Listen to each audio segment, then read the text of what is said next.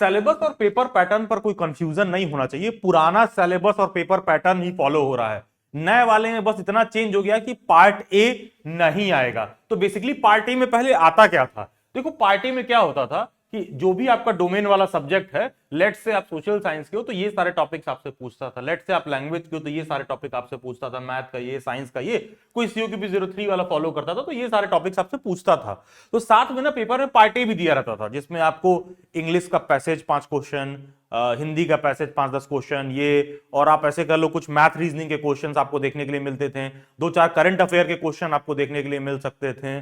और social science के paper में उसी पार्ट ए में क्या करता, 2 साइंस का डाल देता साइंस वाले को, उसी पार्ट ए में 2 सोशल साइंस के क्वेश्चन डाल देता। तो इस तरह का एक व्यवस्था बना हुआ था। देखोगे पार्ट ए सबके लिए कॉमन था, यहां भी पार्ट ए सबके लिए कॉमन था। तो अब ये पार्ट ए हटा दिया गया पुराने वाले सिलेबस पेपर पैटर्न से। पार्ट ए को आप इग्नोर करिए। पार्ट ए ऐसे भी पहले स्टूडेंट्स बहुत उस पर फोकस कम करते थे। पार्ट बी आपके लिए ज्यादा इंपॉर्टेंट डोमेन एरिया है, ठीक है, पार्ट बी ज्यादा इंपॉर्टेंट है।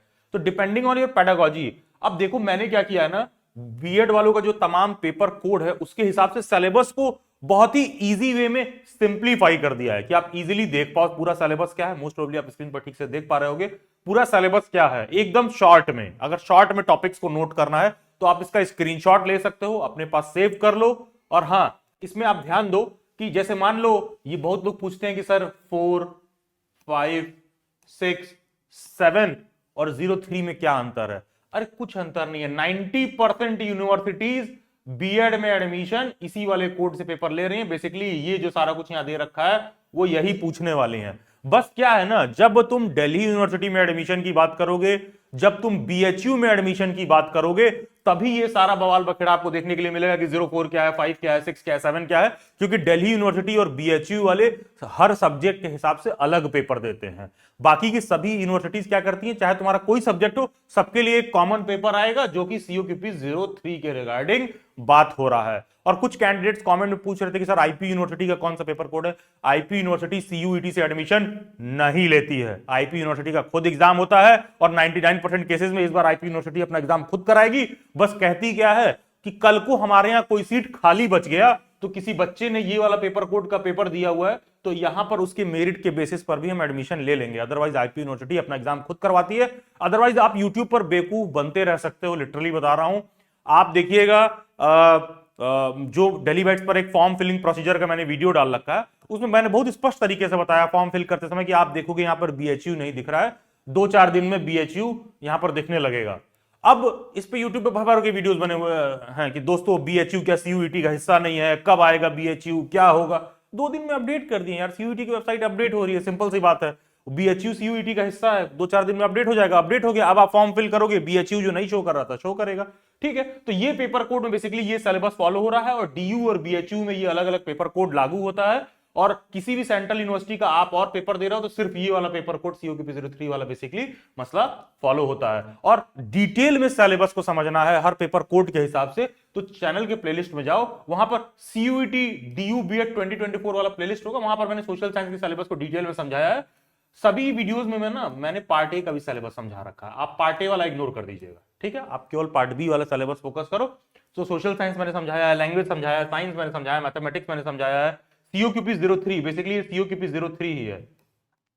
ठीक है, इसको आप देख लीजिएगा, डिटेल में मैंने सारा कुछ इसमें समझा रखा है। तो कंप्लीट सिलेबस को मैंने लाइन बाय लाइन उसमें एक्सप्लेन कर रखा है।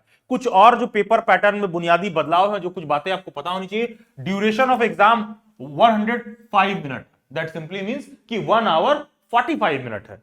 ठीक है, पेपर में 75 क्वेश्चन आएंगे, पहले 100 आता था जिसमें 75 पार्ट बी में हुआ करता था और 25 जो है पार्ट ए में हुआ करता था। तो सिंस अब है क्या कि पार्ट ए आएगा नहीं, तो इन्होंने क्या किया कि 15 मिनट ऐसे घटा भी दिया, 1 आवर 45 मिनट कर दिया, टोटल 75 क्वेश्चन कर दिया। और एक क्वेश्चन सही करोगे तो आपको 4 नंबर मिलेगा और किसी भी क्वेश्चन को आप गलत कर दोगे तो सही वाले में से भी आपका 1 नंबर कट जाएगा। ठीक है, जब 1 नंबर कटेगा 1 मार्क विल बी डिडक्टेड, तो इसका मतलब ये हो गया कि 4, एक सही होने पर 4 मिल रहा है और गलत होने पर 1 नंबर घटा दिया जा रहा है, तो निगेटिव हो गया 1/4। ठीक है, निगेटिव हो गया।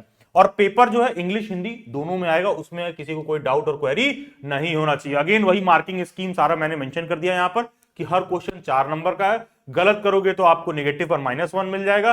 कोई क्वेश्चन अनआंसर्ड है, किसी क्वेश्चन का आपने कोई जवाब नहीं दिया है, तो आपको कोई मार्क्स नहीं मिलेगा, कोई दिक्कत नहीं है। और किसी क्वेश्चन को आंसर करने के लिए जब वहां कंप्यूटर पर 4 ऑप्शन दिया रहेगा ABCD में, कोई एक ऑप्शन आप चूज करोगे। और हाँ, जब आंसर की में आप आंसर ऑप्शन वगैरह चूज कर लेते हो तो जब रिजल्ट आता है ना तो रिजल्ट से पहले यूनिवर्सिटी आंसर की भेजती है कि देखो भाई ये पेपर था, ये आंसर की से हम चेक करेंगे और तुमने ये मार्क कर रखा है। किसी क्वेश्चन पर कोई डिस्प्यूट है तो आप उस पर कंसर्न भी रेज कर सकते हैं। 1-2 दिन का ये लोग टाइम देते हैं कि किसी क्वेश्चन पर तुमको लगता है एक से ज्यादा सही आंसर है या उस क्वेश्चन में कोई दिक्कत है, तो वो बता देते हैं कि भाई जितने लोग अटेम्प्ट किए होंगे उनको मार्क्स देंगे कि नहीं देंगे। एक से ज्यादा में मान लो कोई ऐसा क्वेश्चन हो गया जिसमें ऑप्शन ए भी सही है, बी भी सही है, तो उसमें भी ये लोग बता देते हैं कि आपने ए या बी में से कोई भी मार्क कर रखा तो भी आपको नंबर मिल जाएगा। तो ये सारे फैक्टर्स यहां पर उन्होंने मेंशन कर रखा। बाकी टीचर एजुकेशन रिसोर्स वाला टेलीग्राम ग्रुप अगर आप टीचर बनने के लिए सोच रहे हो तो मस्ट है ज्वाइन करना। एंड यस, सभी social media handles daily bytes के डिस्क्रिप्शन बॉक्स में दे रखे हैं। Do join them, subscribe daily bytes, stay tuned, stay updated. God bless you all.